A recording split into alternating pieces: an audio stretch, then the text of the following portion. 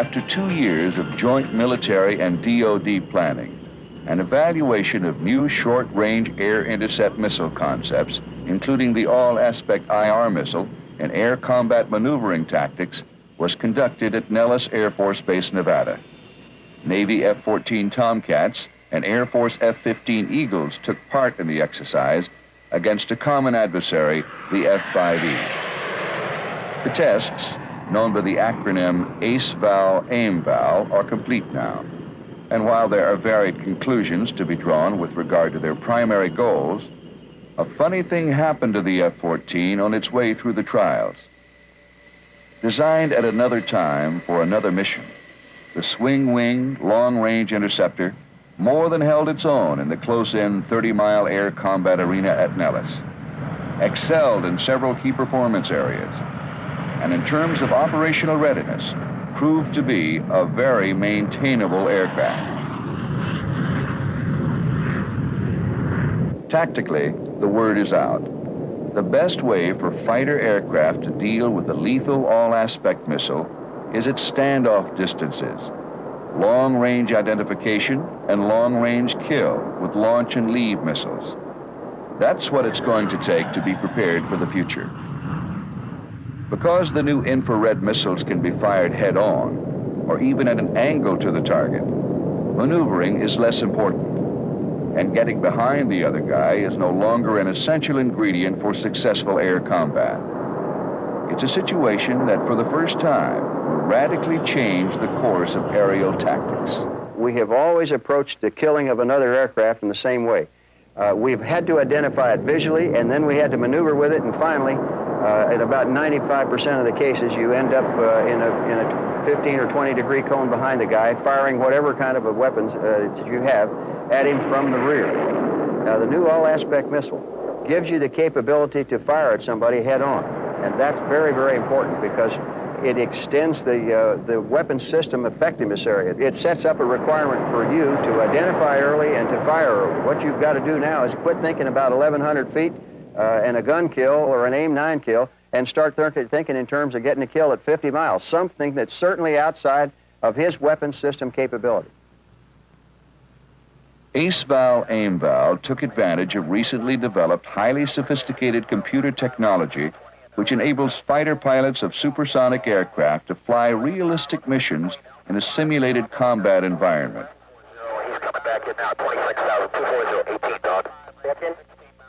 Okay, fine. Now, Falcon, this is still running. Even missile launches and gunfire can be simulated, and their flight paths tracked from release to impact. All the action at the range is monitored by a network of unmanned solar-powered tracking stations, which are fed by airborne instrumentation pods attached to the aircraft. With the same captive carriage characteristics of a Sidewinder, this missile carries no warhead. It's a self-contained electronic system that continuously measures and transmits position, velocity, and weapons data to the ACMI control center, where it's displayed in real time from just about any angle or point of view. Hundreds of thousands of data bits can be handled within the system every second, and it's all available for instant recall, evaluation, briefing, and debriefing, an intensive training experience that greatly accelerated the learning curve in combat tactics.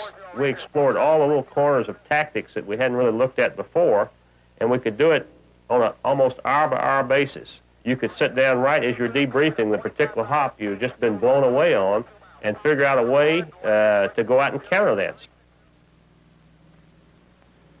Fighter crews at the Nellis evaluations were all expert sticks and tacticians, some with combat experience in Vietnam, some out of Top Gun.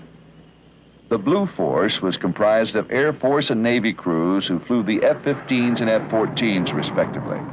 The aggressor Red Force flew the F-5E, an agile fighter similar in size and performance to the MiG-21.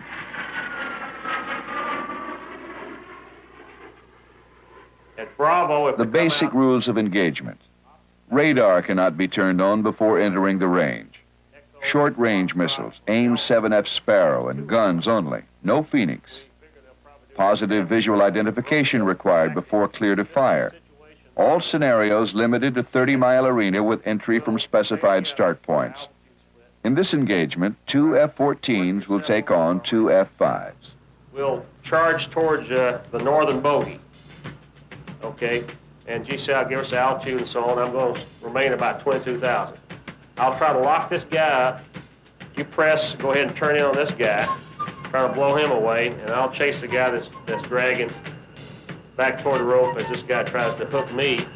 You ought to be able to get him before he gets me. All right. Go with today. Brace for the kill bump. Roger. Inflate. Wouldn't inflate. Blue sky. You're not shut. Maybe jump Kennedy light. Nope.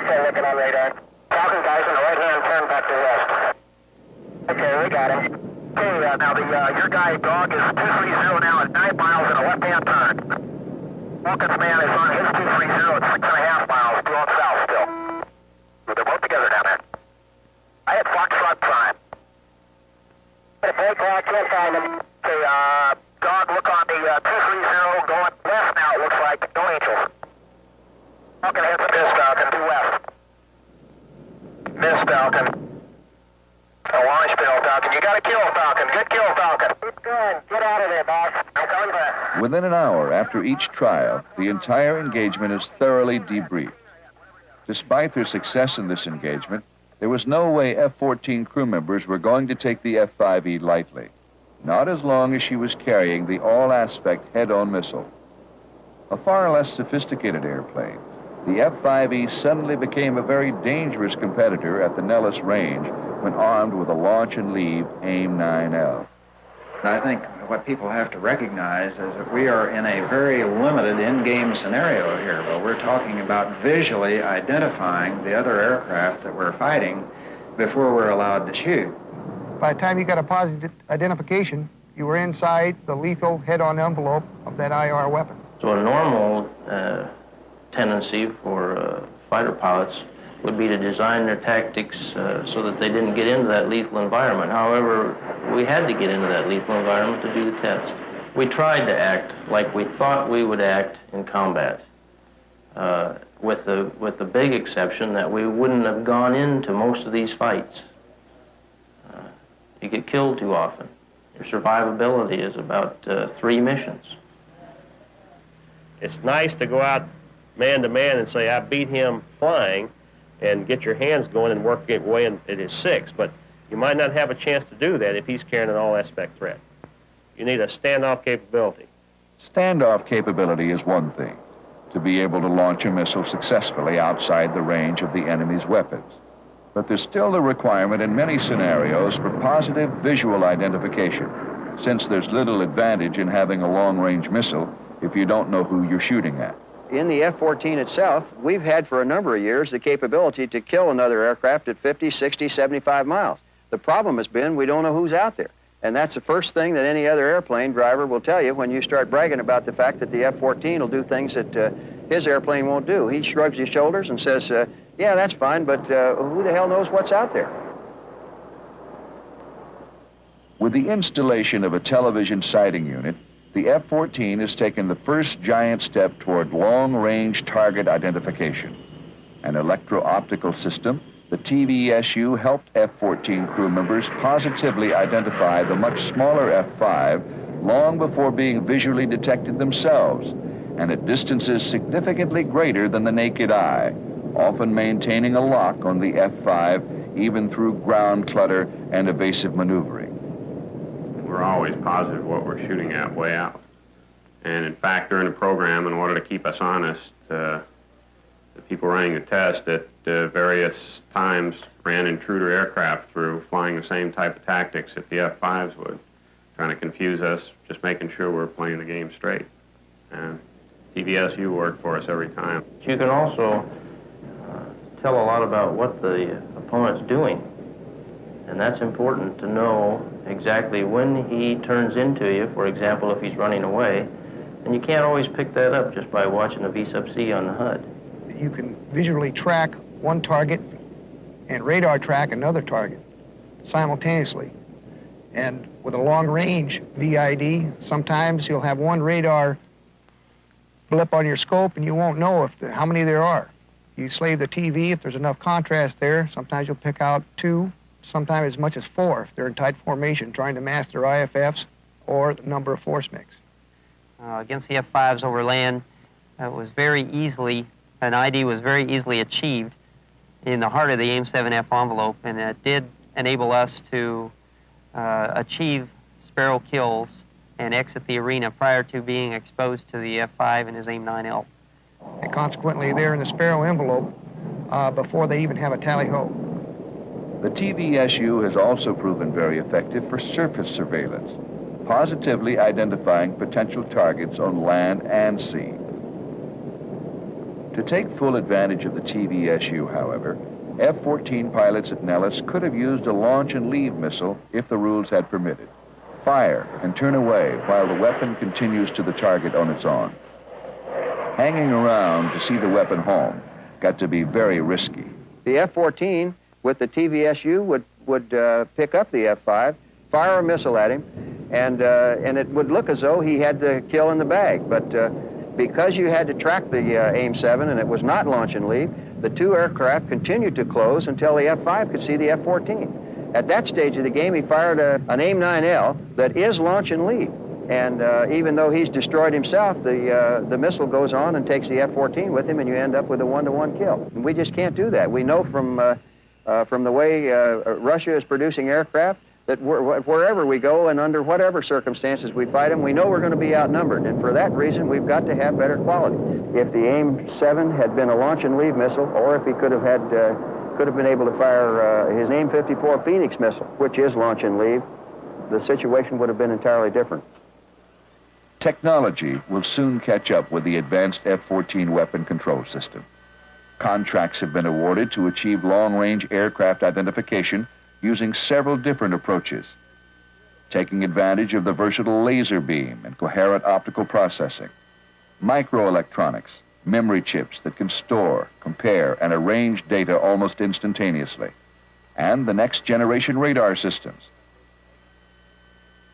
Finally, a computer will provide multiple correlation of all identification systems, telling us exactly what kind of airplane is out there and opening the way to full use of the only long-range aircraft weapon system in the defense inventory.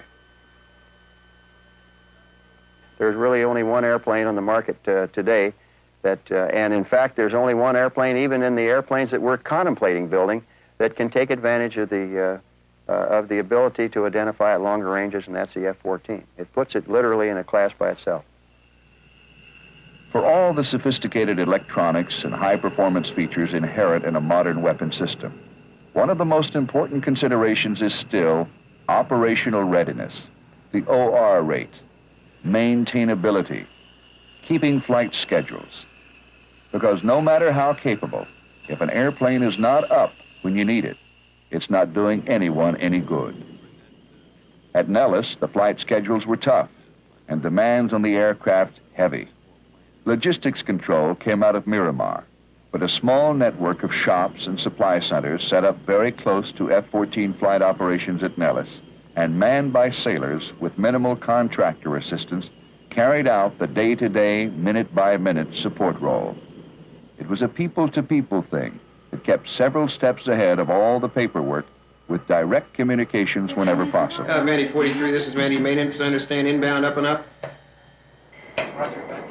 Because of the extensive built-in test and onboard checkout features, air crews were able to continuously monitor F-14 systems in flight, often radioing problems ahead so that maintenance people were prepared to respond as soon as the aircraft returned.